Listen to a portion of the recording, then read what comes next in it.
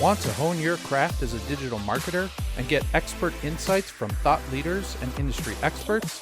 Welcome to the How I Work podcast. I'm your host, Josh Becerra, founder and president of Agurian. Follow us on Twitter at Agurian Tweets or subscribe to our YouTube channel for more great content. Now, here's the episode of the podcast.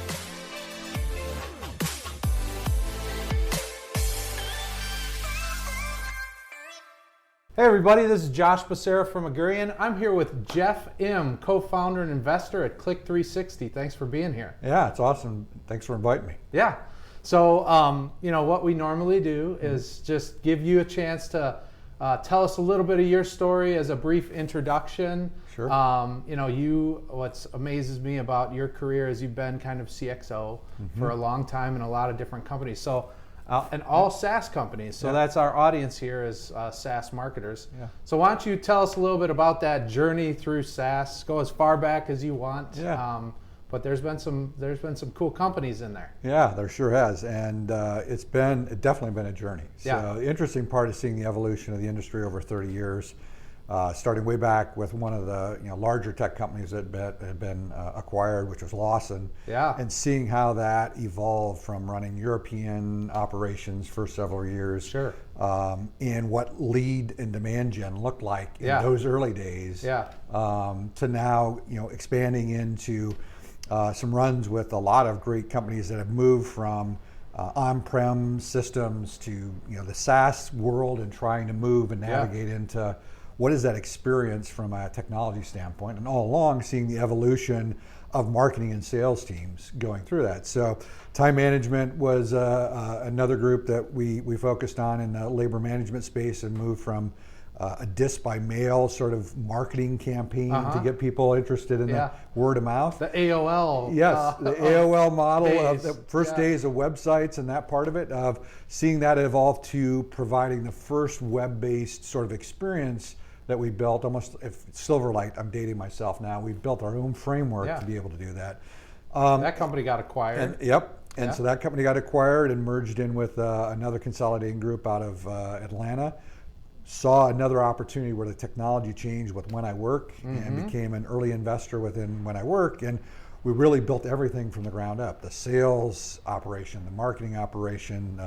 Remind me, were you COO? So as president and COO, when we started out with the operation, we raised 3 rounds, $24 million in total. Wow. And I exited after the Series B as we looked at trying to get more to EBITDA and focusing on growth. And that worked because Bain Capital came in and did the acquisition last fall, which was really exciting to see something like that happen. Yeah, for sure. I can imagine. Yeah, to see that happen. From When I Worked, then it was When I Worked, Spring? so it was Sharp Spring. So Sharp Spring was interesting. Also recently acquired. Exactly. You got a good run going here, right? So Constant Contact came in and purchased them. And what were you doing there? And so CRO, COO.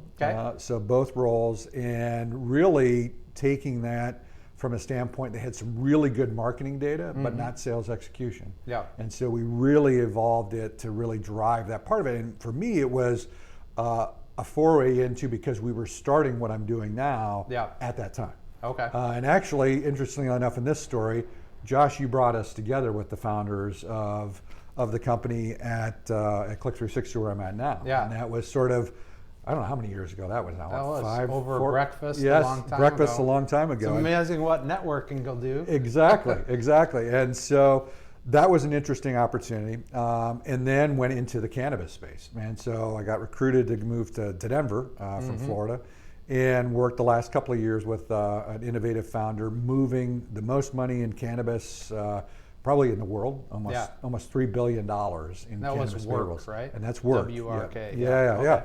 And so things started to take off with Click360, and so we decided, with COVID and everything else, we wanted to move back to the tech scene in Minnesota, and that's where we're at now. Well, it's great to have you back in Minnesota. Yes, we're excited. I know you spent some time in Florida and Denver, and now you're back here. So, it's a pretty amazing story. Always kind of at that CXO level. You've seen operations, sales, marketing, product, finance, all of the things.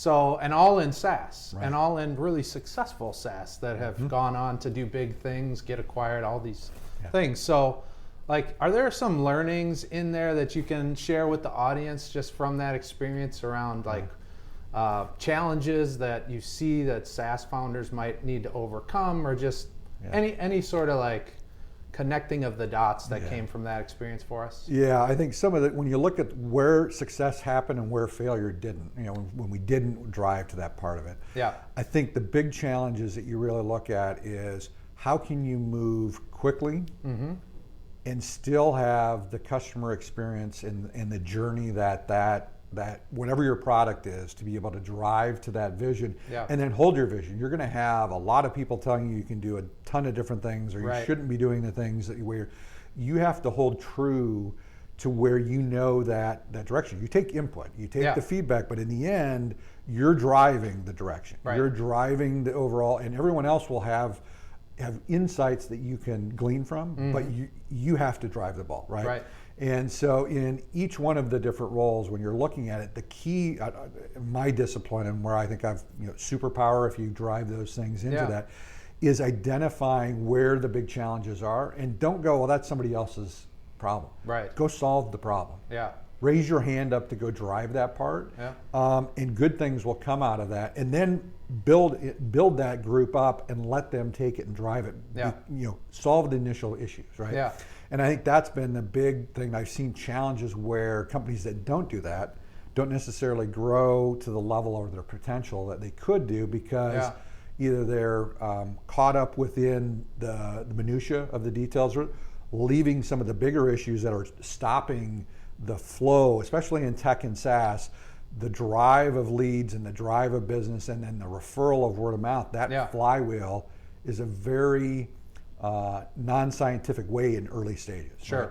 You're driving towards some metrics, but you are reiterating and driving to change as fast as you can, and throwing the things that aren't working out the door as fast as you can as well. Yeah. Right. Well, one of the things that when we were kind of prepping for this, you talked about like product being a marketing machine, right? And that the two can't be separate. Like you can't separate really like product from marketing. Yep. So I'd love you to like elaborate a little bit more on that, because I thought that was a really interesting concept. Yeah, and I think that's one of the things, if you look at when I work and what Chad and Dan Ofelt and the founders of the company did from day one, and understanding marketing as their first love, right, of that part of it. And I think you don't see that very often. And that was what really attracted me to both of them and the company, was I knew the base domain of the problem.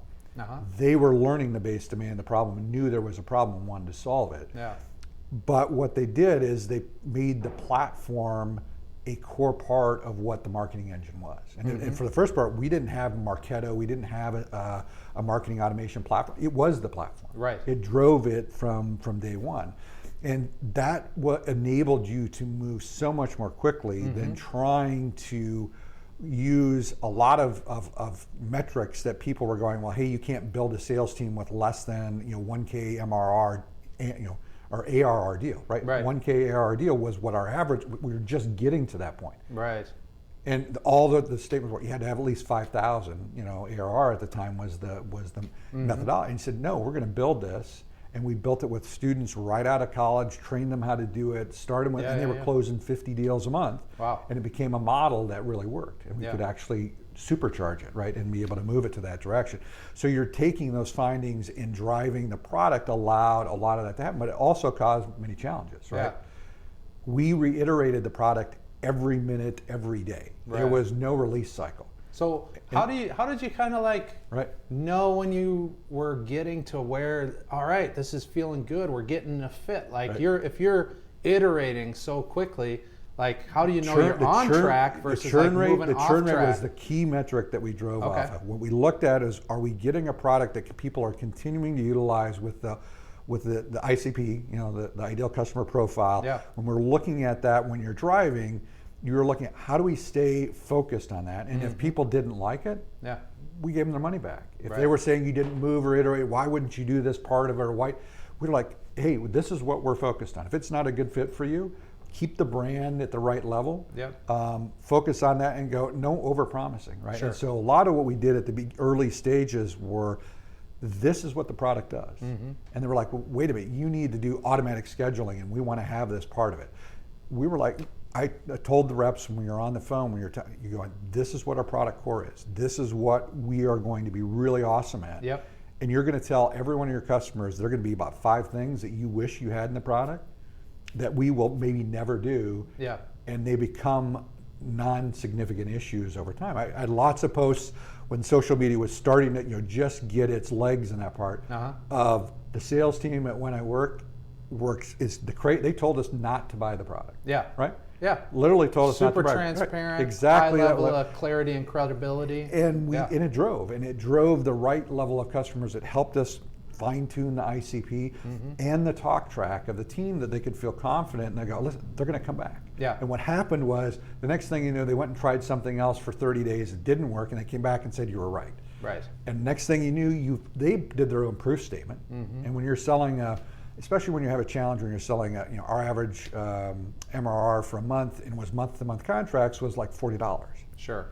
On month-to-month and high volume. Yeah. We got to the point where high volume was going to be it. Now they've got over 120,000 customers on the platform, and you get the moat, and that's the volume you get to have momentum. And so that it took 4 years, 5 years to get to that stage, but it was a philosophy that everybody drove towards and can really work around. Right? Well, I really do like the idea of like understanding what's working, what's not working, and having this like clarity of focus where like this is what we do and we do it really, really well. Yep. And we aren't going to like change what we do because we just took in a Series A or B and that big investor wants us to move in this other direction. Like I do think that those two things, being super clear and transparent about like what it is you do and then sticking to what you do, it can really lead to success. And it works along the way. We became very opportunistic on enterprise deals. We were selling very small mom and pop, restaurants and hospitality customers, but we also sold customers that were using enterprise class systems that couldn't get them trained, couldn't get them implemented. Turnover killed the operational usefulness of the product. And we walked in and said, listen, you have high turnover. You have these challenges to do it. If we can solve this part of the problem, one of the biggest medical companies that's still on the platform today always wanted to have centralized configuration of their 400 sites. Yeah. Those were all challenges that they worked around to solve the problem. Right. Yeah. And so I think you're finding those innovators that want to solve that. You're finding the right customers that you can drive to a future state of the product. But they're going to help you partner to get to that point versus forcing you down a path that I did that once in a career. We did that in time management. We sold Wendy's International, which was a great partner of ours. Sure. But it changed the dynamic of we wanted to be more like when I work with the platform, and we went a whole different direction because of that contract. The tail wagging the dog. And that big whale, of an opportunity does things to businesses that is oftentimes unintentional. Yeah. And that lens changed very much for me as we were driving to go. You can see that pretty clearly when it's starting to happen. You want to prevent that so that you can stay on your vision of what you want for the platform. And that's really tough for founders, right? Yeah. It's really, because that's a lot of opportunity, a lot of cash in the bank, a lot of momentum that could go down a direction. Shiny objects. Shiny objects can take you down the wrong path. Yeah. That's great.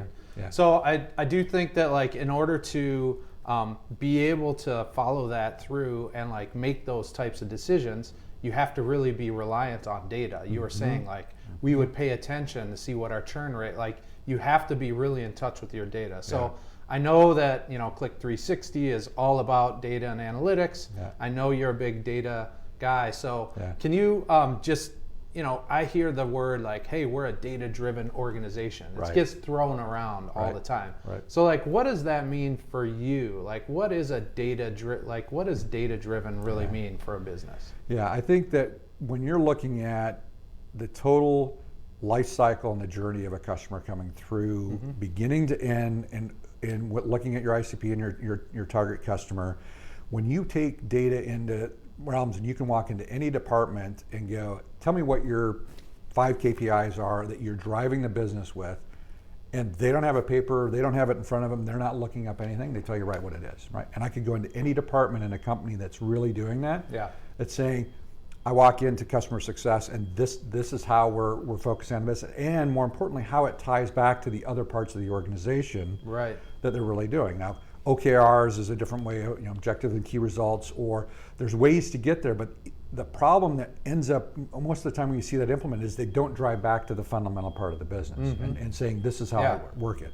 So when you're looking at each one of the components, they have to work in harmony is a word that you're trying to get to, that they're synchronized is probably more appropriate into it.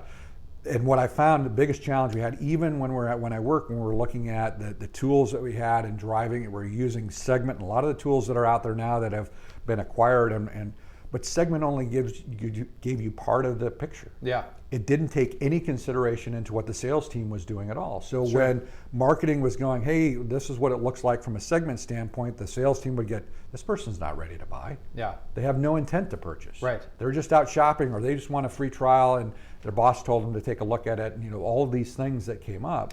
And I think that's what the spirit of what truly moving to data is that what is the data influence that we have all the way through the cycle. So you guys at Agarian are really focused on the same thing of how do I drive and help people with their marketing functions and getting to that. I think the holistic approach of looking to driving data is that each one of the departments can say, each of the areas, every phone call that I make, every trade show that I go attend, every marketing campaign, every social media component, every time that a customer gives a good reference to come back in, that influence that happens in the overall sales cycle and driving to a conversion is what is missing in the picture today. Thank you for listening to the How I Work podcast with Josh Becerra. If you like what you heard, make sure you subscribe. To learn more about Agurian and for more digital marketing tips and insights, head to agurian.com.